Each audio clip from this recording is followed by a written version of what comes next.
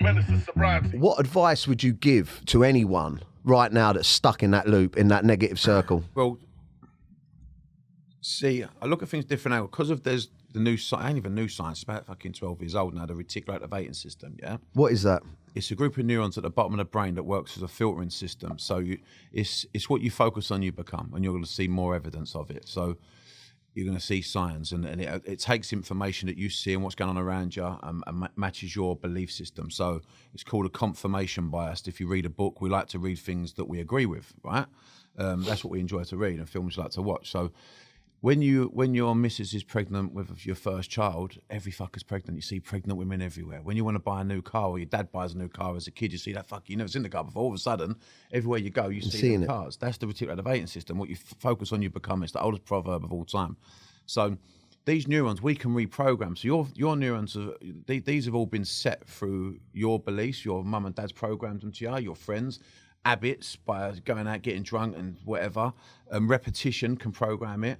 But once it kicks in, it runs in a subconscious program, if you like. But then the unconscious mind, this unconscious part of the brain keeps looking for the information for it to be true to work it out. So it can be very destructive, or it can be very. That's what makes you a billionaire or millionaire. You know, that's what Mel Robbins does a thing. If you want to look on YouTube, called the #1 habit billionaires make. Yeah, and if you click it on YouTube, you'll see it's a video about the reticular activating system. That's all she talks about. Visualization. As she says, if you close your eyes, you might feel stupid. Again, you've never done it before. You close your eyes and you visualize a goal. You might feel silly, but don't worry. It's going to start to feel good, because the schooling system take it away from us. That visualization. It's all about academic work, which is all very auditory, self-talk language. People say they're thinking, and 99% of the time mean they've been thinking in self-talk. Yeah, but we can think in vision. We've got other senses. We've got our 5 senses.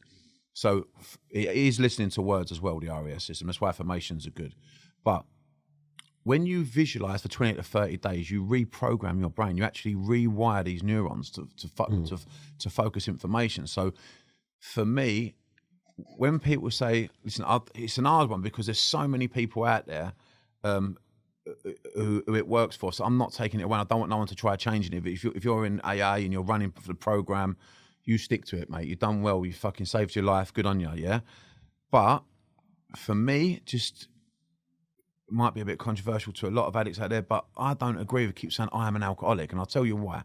The reticular activating's fucking listening. So if you do 6 months, right, without a drink, and you've been saying I'm an alcoholic, now your body's out of the shock of the alcohol, right? You ain't craving it. It's out your fucking system. It's habit, yeah? It's all about the neurons, and these neurons, it's a habit, subconscious program. Now you're starting to change your program. Why do you have to keep identifying yourself as an alcoholic? Because what will happen is 100%, the minute you take that drink, if you do have a drink 6 months later, a year later, the minute your brain's now programmed to go, I am an alcoholic. Now what I'll do is get fucked. Yeah. Go and all pack it on, go and get a sniff. You start getting absolutely laggy before you know it. 4 days later, you're hiding bottles under the sofa again. Because you've identified. So it will act as if you are. So I'm not saying admit you're an alcoholic at the beginning, but then once you go through that transition, if that works for you, stop saying it. Start saying, I am clean, I am clean, I am clean. Yeah, I'm clean. And if someone's sitting there now going, right, so what would be a good tip to immediately break the cycle, to visualize themselves? See, it's a subconscious programs are hardwired. So it ain't as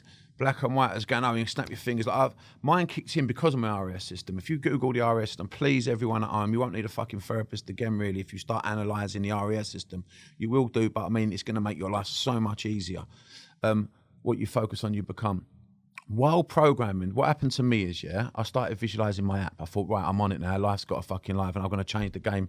I've got my app coming out. My business partner, Ted Lawler, been working on it since April.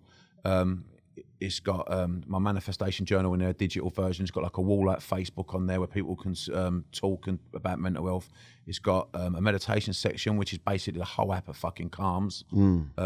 A motivation video section, a UMT section for mental health, and we're going to have a store and loads more stuff in it. Has it been created yet? Yeah, it's nearly finished. It'll be finished in the middle of January, but it's looking really good.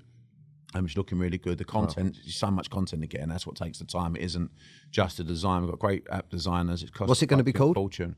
I'm keeping that. I'll put it out. It's only one. It's called the Manifestation app because the Manifestation did it, but it ain't. We're just waiting for the trademark on the name. So I'm just going to wait. Keep for that it quiet, to go through. Yeah. But it's a good name.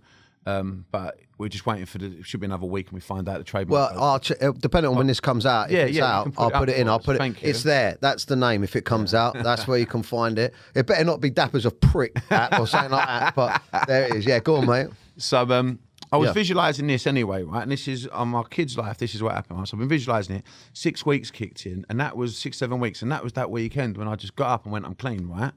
And I never had a craving. So I know it's my filter match. Like the filter looks for information to match what you believe, what you are. Yeah. Sort of like what they talk about law of attraction. This is the science behind it.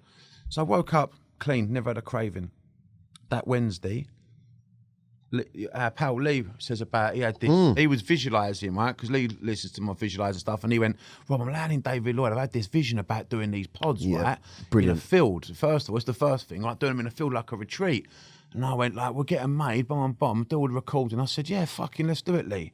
But then what happened in the meanwhile, over time, he spoke to his pal, David Lloyd. He's got a partner, he's way up in David Lloyd, the guy.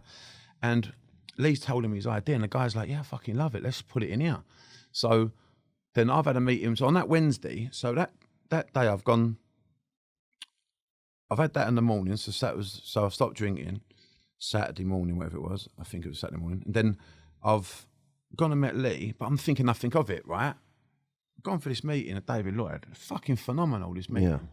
Talk about these pods. I didn't realise how high up this geezer is in there. The woman's basically said, yeah, what we're going to do is, so these pods are basically the best massage chairs in the globe at the minute that we can find. They've got 700 components, artificial intelligence, and they're going to massage every muscle of your body into like a meditative state. So they help you get into what they call theta state. Theta state is when you're up to the age of 7, our brainwaves go down from the to 4 to 8 hertz. We're like 8 to 16 at the moment. Beta state, we're analytical.